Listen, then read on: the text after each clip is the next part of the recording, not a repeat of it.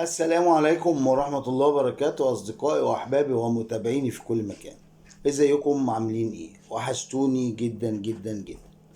لسه منتهية حالا منذ دقائق بسيطة مباراة النادي الأهلي وفريق اتحاد سيد البلد، واللي انتهت بالتعادل الإيجابي، الهدف لكل منهما. الأهلي أحرز عمرو السولية بقى من ضربة جزاء بعد أن أضاع إمام عاشور ركلة جزاء.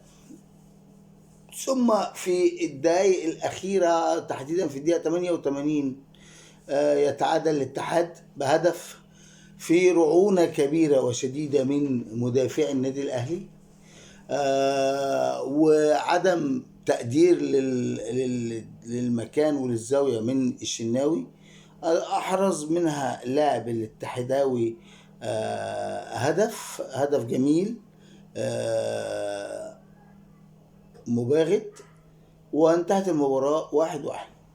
ليها عتاب على جماهير نادي الاتحاد السكندري. جماهير نادي الاتحاد السكندري اللي احنا بنقول عليهم جماهير راقية محترمة. الشعب السكندري شعب راقي محترم ويحب النادي الأهلي، فما كانش في داعي للشتايم النادي الأهلي في المدرجات وهتافات مسيئة وبذيئة تخرج من جماهير النادي الأهلي، من جماهير نادي الاتحاد اللي احنا لم نعتاد منهم على مثل هذه التصرفات الغير آه، مش عايز اغلط، يعني انا مش عايز اغلط، الغير اقول ايه، الغير موفقة. خلينا مؤدبين، الغير موفقة. اصل هو واضح ان الايام دي الهجوم بقى على الاهلي ولاعيبته وعلى جماهيره وعلى ادارته بقى مستباح من كل الناس. كابتن محمد عمر، كابتن اسكندرية والاتحاد السكندري السابق ومدير فني وشخصية من شخصيات المحترمة جدا جدا. راجل ما بيطلعش كلمة وحشة. وقف في الطابور بتاع احمد سليمان الخلل وقال لك ليه تقولوا شوبير ولا عواد؟ ما هو المهدي سليمان اهو، ما حسام حسن ما لعبوش ليه؟ يعني ما خلاص هي يعني اصل ايه، الجنرال المخبول بدأها، فيبتدي بقى كل واحد يقول لك واشمعنى، وهو اي لاعب يجيد دقيقتين يقول لك اشمعنى ده ما لعبش، اشمعنى فلان من الاهلي لعب وانا عندي فلان ما لعبش. من امتى المهدي سليمان يعني معذرة يعني النهارده عمل مباراة رائعة، كان موفق بنسبة 100%، بس ده مش معناه ان هو حارس مرمى دولي.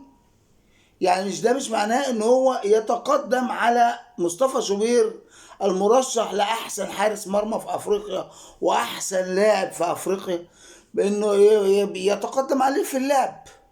عواد شخصية محترمة ومهذبة وحارس مرمى جيد جدا برضو، مش مبرر. وبعدين في الاول وفي الاخر انا بيحضرني لقطه لطيفه قوي كانت حصلت قبل كده وانا كنت متضايق منها، بس النهارده لقيته هو عنده حق. حسام حسن قبل ما يبقى مدير منتخب فني، مدير فني المنتخب، كان في مذيع مره بيقول له ليه طلعت فلان ولعبت فلان ليه وليه ما لعبتش فلان؟ خلص خالص قال له وانت مالك، بمنتهى الهدوء كده. هو فعلا دلوقتي هو الرد ده، انتوا مالكوا؟ ده في مدير فني. يعني ايه مدير فني؟ يعني هو الوحيد من يملك ان يلاعب فلان ويقعد فلان، يقعد فلان دكة ويخلي فلان احتياطي ستاند باي للعب، يلاعب فلان على طول في كل المباريات، هو شايف رؤيته كده. فاحنا ملناش غير حاجة واحدة بس عند المدير الفني، النتائج بس. لكن يطلع احمد سليمان هذا المهترئ المختل يطلع يقول لك احنا مش هنودي فرقتنا المنتخب تاني. انت ما تقدرش، انت ما تقدرش. انتوا بالظبط يعني انا مش هتطرق لمجلس اداره الزمالك دلوقتي، مش وقته مش وقته. فده يعني جرأ ناس كتير. يعني محمد عمر هو اللي ما بيتكلمش خالص، اشمعنى انا؟ ما انا اقول انا كمان يمكن اطلع ترند انا كمان. بقت هيصه مو يعني حينة ام شيماء.